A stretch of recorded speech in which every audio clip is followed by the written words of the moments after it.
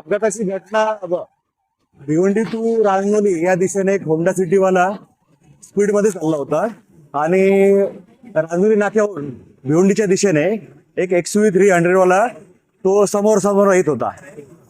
Honda सिटीवाल्याचा वेग प्रचंड होता असं XUV 300 वाल्याचं म्हणणं आहे. कारण XUV 300 वाला जो आहे तो वाचला आहे. दोघांचे बलून एअरबॅग जे आहेत ते ओपन झालेले आहेत दोघांना. आणि होंडा सिटीच्या मागे त्याच वेगाने त्याच्या मागे मोटरसायकलवाला जो होता तो सिंगल होता.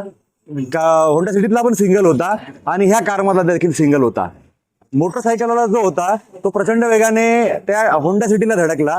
होंडा सिटीवर धडकून तो उंच उडून ब्रिजच्या खाली म्हणजे टुवर्ड्स रांजणी नाका याची खालची जी लेन आहे त्या लेनवर खाली पडला.